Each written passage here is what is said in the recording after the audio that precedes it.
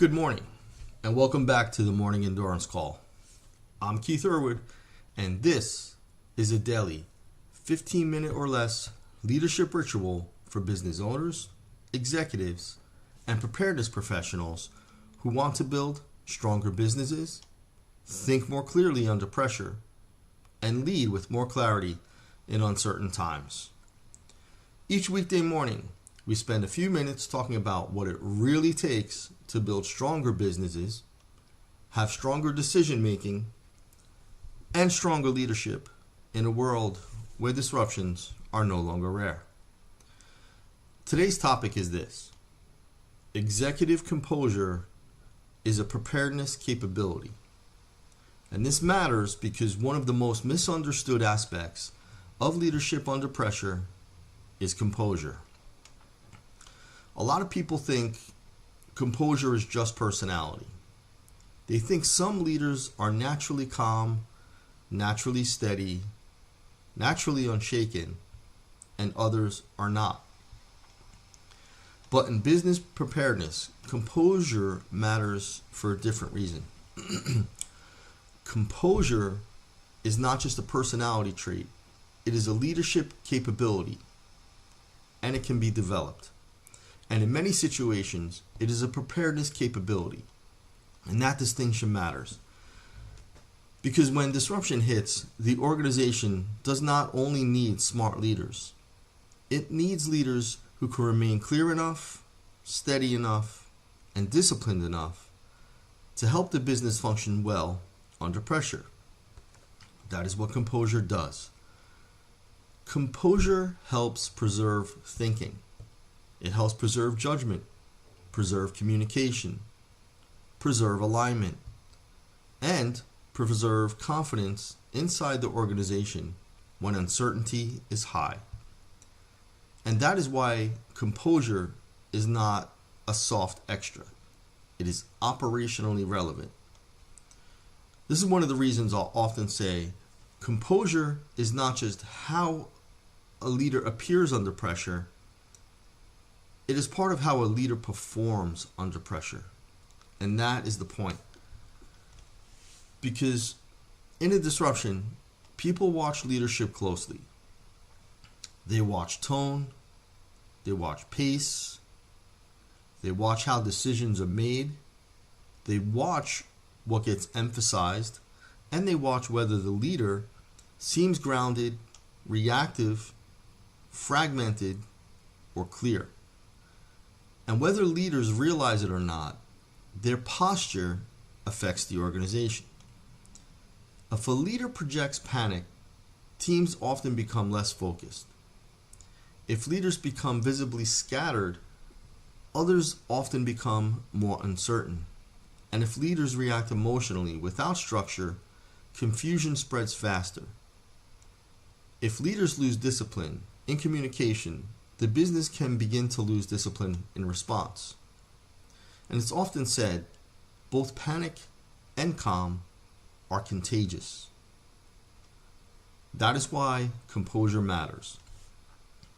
Not because leaders have to pretend nothing is wrong, and not because leaders have to become emotionless, but because the organization needs some level of steadiness at the top if it's going to perform well under pressure.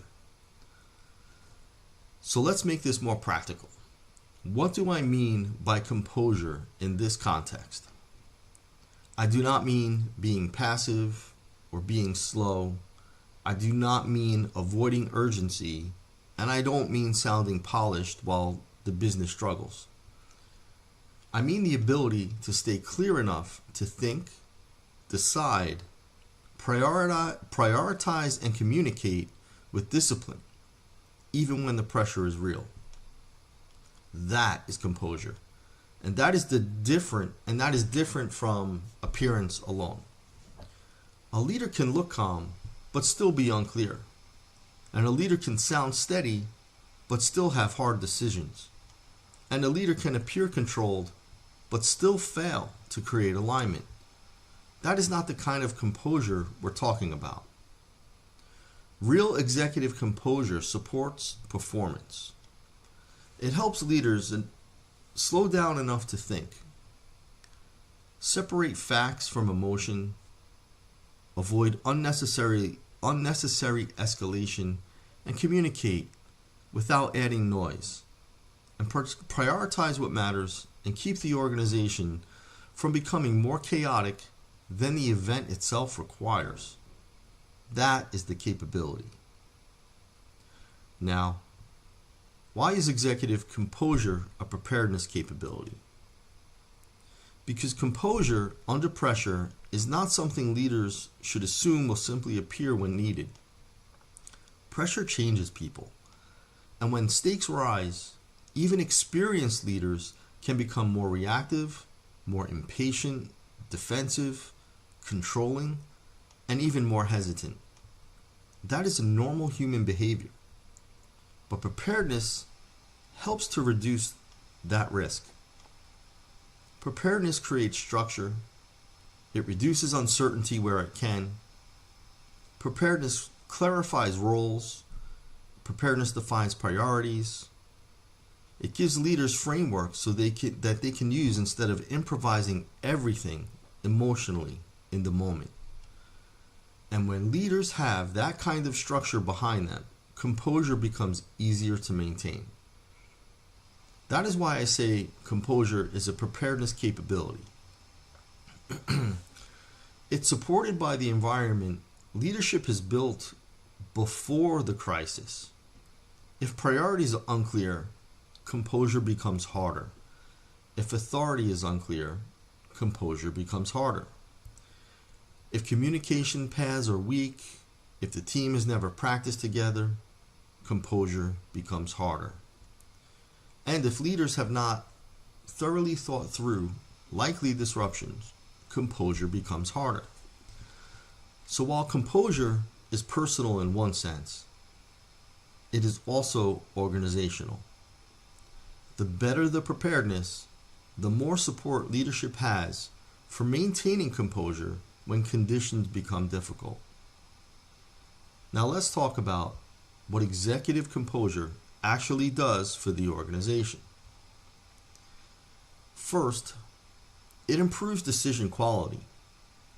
A composed leader is more likely to think in terms of priorities instead of reacting to every signal with the same level of urgency. That matters because one of the fastest ways to weaken a response is for leadership to treat everything equally urgent. Composure helps leaders stay focused on what matters most. Second, composure improves communication quality. When leaders are composed, communication tends to become more clear, more measured, and more useful. That does not mean slow or weak. It means disciplined. And disciplined communication helps reduce confusion across the organization. Third, composure improves team performance. People perform better when they believe leadership is processing the situation, not being consumed by it. That belief matters. A composed executive does not eliminate uncertainty, but they often help prevent uncertainty from becoming disorder. Fourth, composure improves trust. In a disruption, trust is highly influenced by whether leadership seems capable of carrying the weight of the moment. When leaders appear grounded and purposeful, confidence is easier to maintain. When leaders appear reactive or unstable, confidence can erode quickly. And fifth, composure helps preserve response rhythm. A disrupted organization needs some type of cadence. Those happen through updates, decisions, reassessments, ongoing assessments, communications, alignment points, all of those. Basically, composure helps leaders maintain the rhythm instead of falling into erratic reactions. That is valuable. Now, I want to make an important point. Composure is not the absence of urgency. Sometimes people confuse composure with slowness. That's a mistake. A composed leader can act quickly. A composed leader can escalate decisively. And a composed leader can make hard calls. A composed leader can communicate serious information. Composure does not weaken action. It improves the quality of action. And that is why this matters so much. It helps leaders move with discipline instead of disorder. Now, can executive composure be strengthened? Yes, absolutely. It can be strengthened through taking the following steps: scenario-based discussion, tabletop exercises, decision practice and role clarity, and communication planning, after-action reflection, and repeated exposure to situations that require structured thinking under pressure. Composure also gets stronger when leaders learn to recognize their own tendencies under stress. Do they rush? Do they over-control? Do they delay? Do they narrow too quickly? And do they become overly optimistic? Or do they communicate too much or too little? Those tendencies matter. And awareness develops through training. Because leadership under pressure is not only about what is happening outside the leader, it is also about what is happening inside the leader. And the more self-aware that leader becomes, the stronger their composure usually becomes. This is one of the reasons exercises are so valuable. Exercises do not just test plans, they test posture. They show how leaders think, respond, communicate, and align when conditions become less comfortable. That is one of the best ways to strengthen executive composure before the real event forces it into the open. This also connects closely to crisis leadership, decision making under pressure, and the first 30 minutes of a crisis, because composure often shapes those early moments. If leadership is composed, the business has a better chance of moving into structure more quickly. If leadership is not composed, the first phase of response can become much more difficult.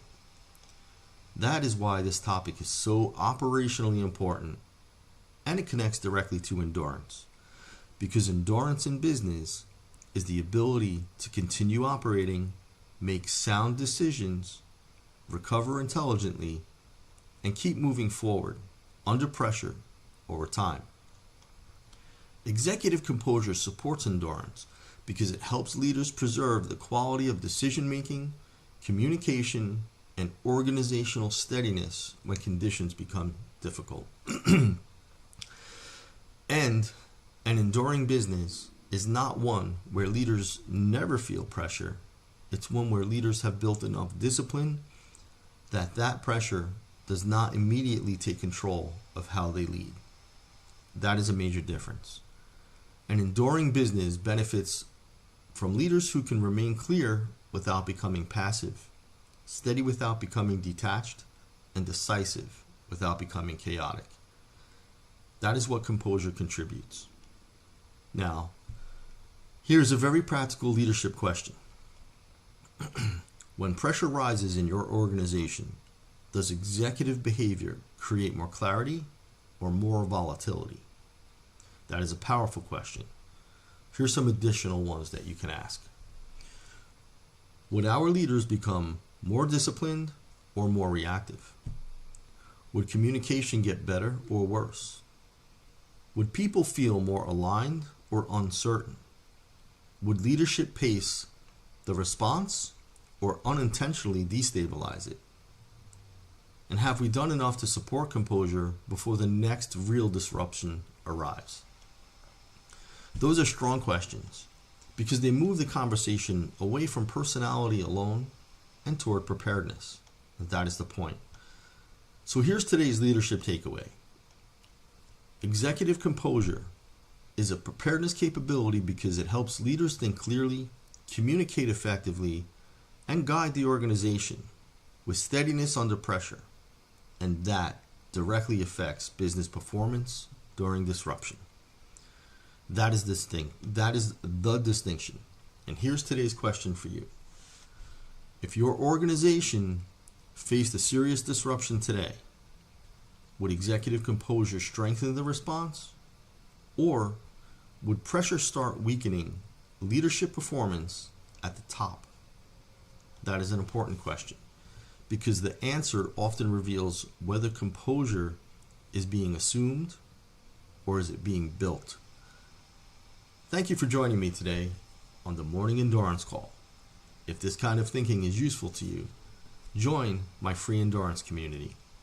That is where I'm sharing additional resources, tools, live learning, and ongoing conversations for business owners, executives, and practitioners who want to build stronger businesses through preparedness, leadership, and endurance.